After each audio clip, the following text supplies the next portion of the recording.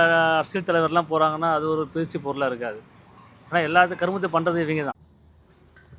அப்போது நீங்கள் இன்னும் ஆட்டோ ஓட்டிக்கிட்டு இருக்கீங்களே, அதுக்கு காரணமே என்ன நம்மளுக்கு தேவை அப்படின்னு தெரியாமல் முட்டாள்களை நம்பிக்கிட்டு இருக்குது.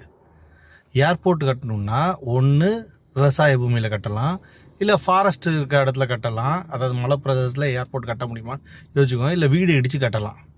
இது மூணுத்தில் எது சாத்தியமான விஷயம்? அந்த விவசாய இடத்துல கட்டினாங்கன்னா விவசாய இடத்துல இருக்க மண் அதாவது ஒரு தலை முடித்த மண் கிடையாது, அதுக்கு உயிர் இருக்கும், மாறி போயிடும். அதுக்கு வேற இடத்துல வந்து கொடுத்துட்டு அதுக்கேற்ற பணத்தை கொடுத்தாங்கன்னு சொன்னால் அது ஒர்த்து. ஏர்போர்ட்டு தேவையா அப்படின்னு சொல்லி கேட்டுட்டு இருக்கீங்களே.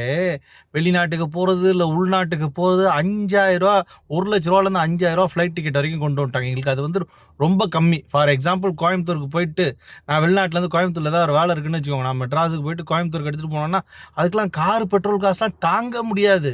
அதை முடிச்சு ஈஸியாக வர முடியும். ஏர்போர்ட்